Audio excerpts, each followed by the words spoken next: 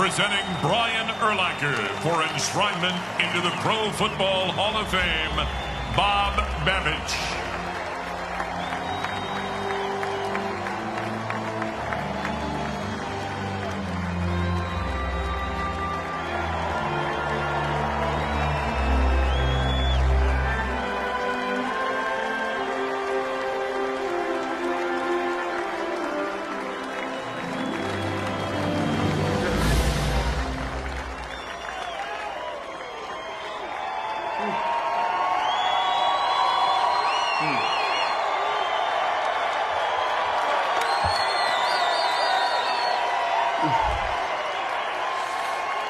I gotta breathe. I gotta try and breathe. Bullet Bob, wherever you're going, right there. Okay, I didn't see you. I want you to know you're both like a father to me and a brother. You're my favorite coach of all time. You not only made me a better football player, but a better man. You and your wife, Nancy, are impeccable role models for me, and I strive to be as good a parent to my children as you and Nancy are to yours. Thanks, Bullet. Now, congratulations to my fellow 2018 Hall of Fame inductees. This is such a huge honor for me. I never could have imagined that I would be standing here tonight, linked forever with these great men, these great players, football players I played against and I watched in awe. Astonishing. However, today is not merely about me or what I was able to do on the football field. I'm primarily here tonight to pay respect to the men and women who have made this all possible, and to honor them for the impact they've had on my life. I love everything about football. The friendships, the coaches, the teammates, the teachers, the challenges, the opportunity to excel as a teammate and as a leader. Football has provided me with virtually everything I have in life.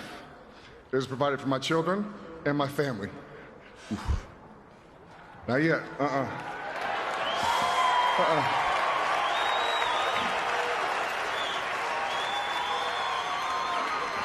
The values, discipline, and respect for others taught me by my mother is reinforced in football. Most importantly, at every level of the game, it was flat out fun for me. I love going to work every day for 13 years. Two pillars of my life are family and football. Football, integrated with my love of family, has allowed me to fulfill my vision in life, to do and be my very best to the best of my ability at all times.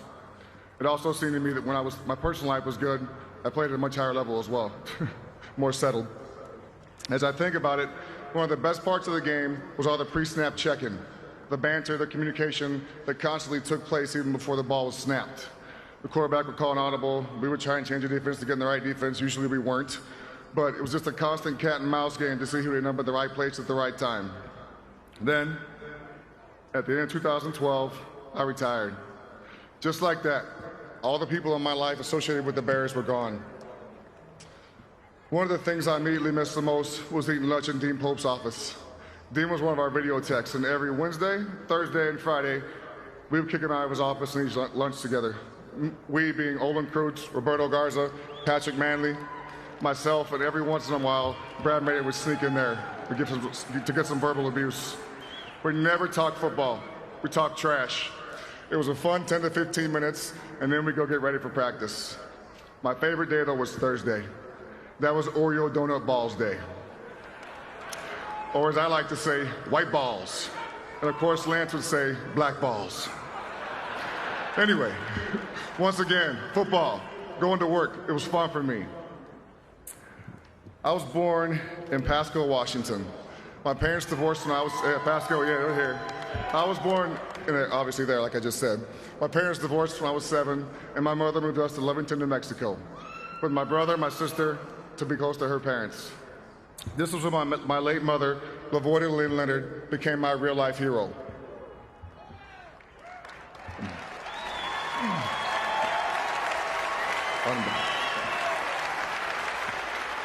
Of course, I had my football heroes that I wanted to emulate who inspired me, but my mother embodied the truth. A champion does it differently. When we first moved to Lovington, we had nothing. No, that's not true. We had each other. But when we first moved there, my mom didn't have a job. Not to worry, though. My mother was the hardest working person I've ever known.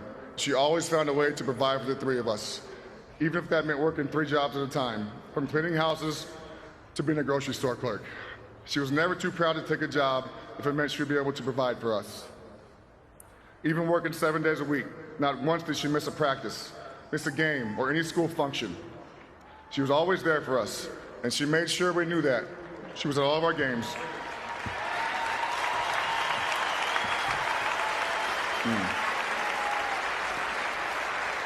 And we knew she was there because she was the loudest person screaming in the crowd, sometimes embarrassingly so, most of the time actually. This was her way of letting us know she was rooting for us. Shoot, I've been retired for 5 years, and I got 3 kids, and it's hard to make it to all their activities. But my mother, she did it all the time. She epitomized unconditional love, but she also epitomized unconditional discipline. We knew the consequences if we misbehaved. In that regard, I believe there's a misconception that I grew up with privilege or I had it easy. Quite the opposite, actually. I began work when I was 12 years old, pushing my lawnmower around town mowing yards. And later on, working in the oil fields of Lovington. And I went off to college, a lumber yard in Albuquerque. My mother definitely taught me the importance of learning my way. Mother, thank you. If it wasn't for you, I definitely wouldn't be here today.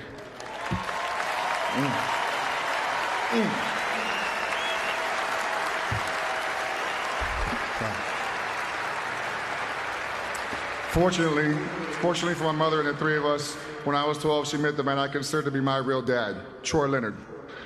If my mother wasn't a good enough example of an exemplary work ethic, now I had another one of my stepfather. My dad went to work every day at 5:30 a.m. in the oil fields of Lovington. Not once did he complain. My dad's here tonight. Troy?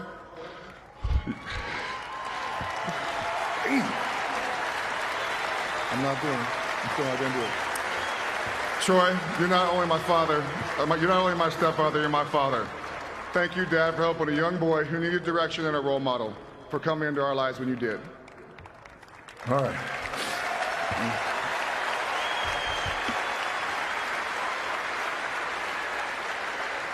I learned to love football from watching my football heroes on TV, particularly the Cowboys' Darren Woodson, who's a big safety, and I thought I was too. He should be in the Hall of Fame and sitting up here with us, I believe. Anyway, he's not. I love the way he smashed people, the way he played, how he handled himself on and off the field, and I wanted to be just like him. Playing in my neighborhood, I didn't like getting hit, but I damn sure like hitting people. That's why I stuck to defense. As I begin to share my football journey, there are so many people I must thank. So many coaches, teammates, and friends that have profoundly impacted my life, but times does not allow me to properly honor you.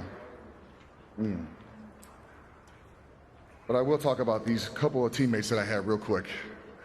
Mike Brown. Yeah. Oh, where'd he go? Sorry. Mike Brown and I were drafted in the same class. He is the smartest football player I've ever been on the field with. Even smarter than I am. I hate saying that. When he was in the game, it took a lot of pressure off myself. He communicated with the defense with his little squeaky-ass voice. Hey, look! You're gonna want to ear! Watch out! I missed that voice. When he wasn't on the field, it hurt me and it hurt our defense. Lance Briggs.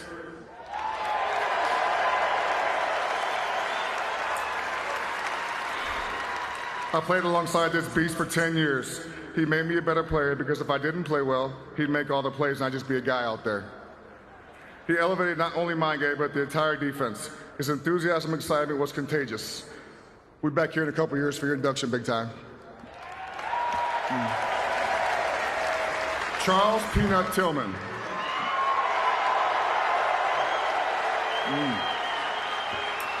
I had a front row seat for 10 years watching this guy piss people off by making them fumble, when all they worked on all week was not fumbling.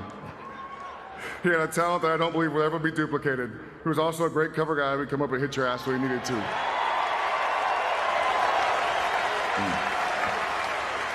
Alex Brown. Alex is one of the most contagious laughs I've ever heard. It rivals my mother's. He's one of the nicest guys you'll ever meet, and it helped he was a hell of a football player as well. I only played with this guy for 3 years, but Dusty Dvorak impacted me greatly. Even as a rookie, he stepped in and took control of the huddle, and he held people accountable. If he saw something he didn't like, he'd shout, "Shut the blank leg up and listen." And as a rookie, that's pretty tough to do, but he did it. He set the tone for our defense.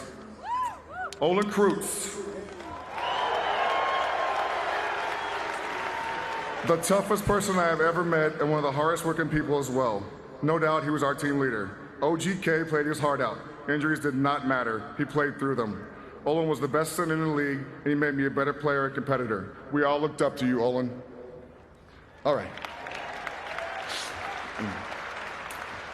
Coaches constituted the bedrock of my existence for nearly 3 decades. They taught me about discipline, hard work, teamwork, and were there to challenge me to become a better man and a better player, in that order. I am so very grateful that you not only demanded I be the best player I could be, but actually showed me how. To all my friends who I've known throughout my life, who supported me when I was down, who cheered for me when I was up, who loved me for just being me. Time does not allow me time to do you justice, but please know where you all live in my heart. To the Chicago Bears, the charter franchise in National Football League history.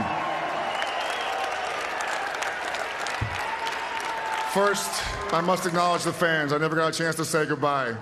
The best fans in the world. Yeah.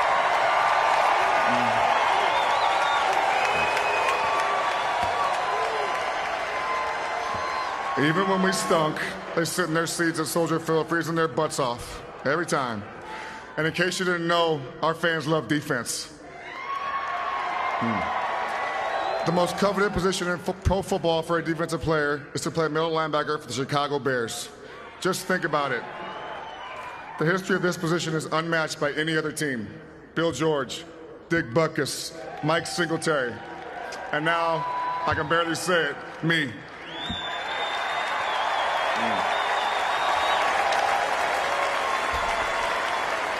I hope over my 13 seasons I made all of you Bears fans proud.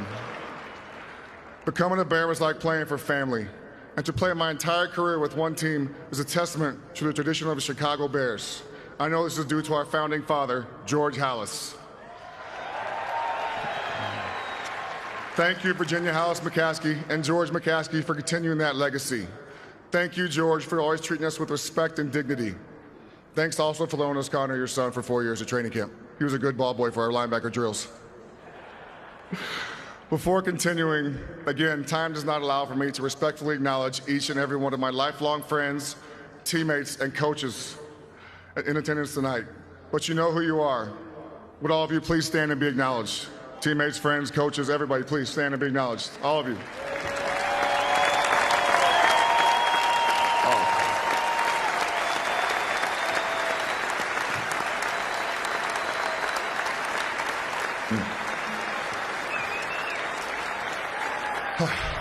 Now, on to my family. My wife, Jennifer. She is my rock, my voice of reason when I need some reason, or a lot of help finding some reason. We started dating in 2009. I told her on our second date that I was going to marry her. She looked at me like I was crazy. She has been by my side for 2 of the worst things that have happened in my life. 5 months after we started dating, the first game of the season, dislocated my wrist against Green Bay, and I missed the entire season. The most horrific event, my mother's passing in 2011. Both times were incredibly hard for me, and she was there for me, no questions asked. She is definitely a member of Team Urlacher, and really just one of the guys. She doesn't look like it, but she is one of the guys. She has helped me become a much better man and parent to our 3 children. She's a wonderful stepmother to our children as well. I'm not sure I could have put up with someone's stupidity as long as she's put up with mine. She is so patient and understanding with me, even when I don't deserve it. She's one of the most organized people I know, and sometimes annoyingly organized. If it wasn't for her, this weekend would not have gone as smoothly as it has. I love you, babe. Thank you for being a part of my life.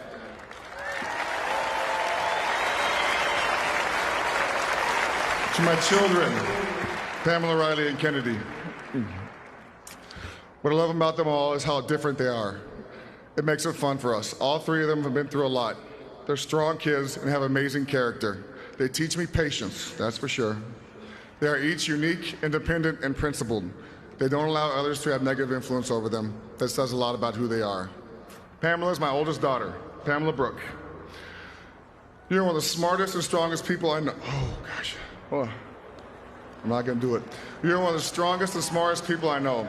You're a global traveler and a straight-A honors student as well. You're a rare gift and a best friend to anyone who knows you. Your drive to be your best and to be successful inspires me and makes me truly proud to be your father.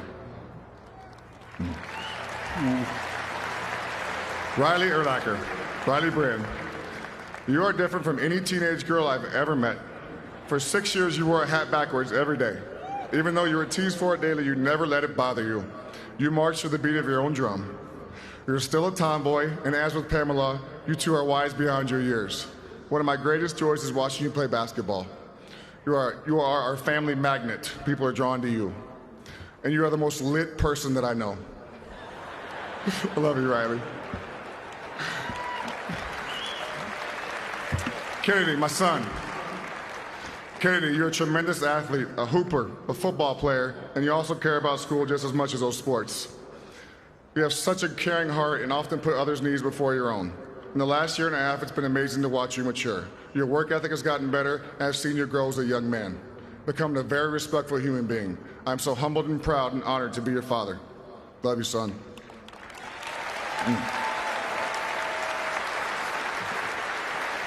To my Urlacher family from Washington, a lot of them are in attendance tonight. Thank you for always letting me know I can count on you guys. If I need anything at all. Jaren, especially you. Jaren's my brother. Growing up, we weren't as close as we wanted to be, but we damn sure are now. Brad Urlacher is my birth father. He passed away in 2004 during my 5th year of training camp. We were not close, but I still loved him. He wasn't around once we moved to New Mexico. Whatever his reasons were, it didn't matter to me.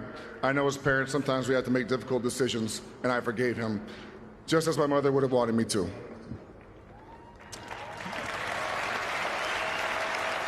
My brother Casey, he and I are 15 months apart, and growing up, we fought like it. At everything, we fought, we competed. We competed at everything. He definitely inspired my competitive juices and got them flowing. As we got older, we didn't always see eye to eye, but I guess that's what happens, just what happens sometimes when you're brothers. My big sister Sherry, she and I are 12 months apart. She used to be up on my brother daily when we were kids, every day, because she was always bigger than we were. Well, we caught up eventually, and I know I'm a tougher person because she always picked on us. All right. When I was told I was being invited to join this distinguished group of men, I immediately recognized this would be one of the greatest honors I'd ever receive. This is my legacy moment, and I have thought long and hard about what I want to say right now. Here it is. As a player, just want to be remembered as a good teammate. That's it. I want to be remembered as a guy who would do anything for his teammates, always go above and beyond for you. To the guys who played with me and the guys who played against me, just know how much I respected the game.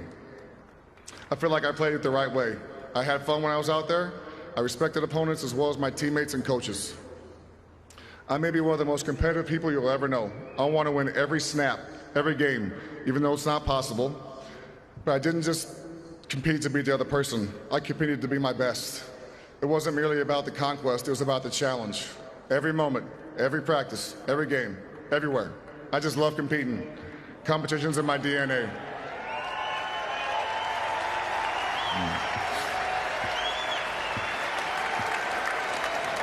At the beginning of my speech, I spoke about the 2 pillars of my life, family and football.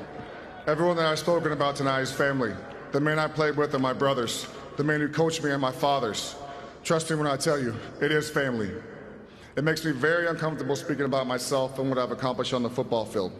After games, I never want to talk about what I did. I want to talk about what Lance did, what Charles did. I always thought I could have done better. Wins and losses, they're the same to me. I always could have played better in my mind, didn't matter what the outcome was. Now here I am, 40 years of age. From this unique vantage point, I'm able to look back and also look ahead as I embark upon the next leg of my journey. Football has opened so many doors for me that not only benefited me, but others as well. I was a football player. That was my job, but that's not who I am. I'm a husband, a father, a friend, a provider, and a role model for a lot of children, which I try to embrace as much as I can.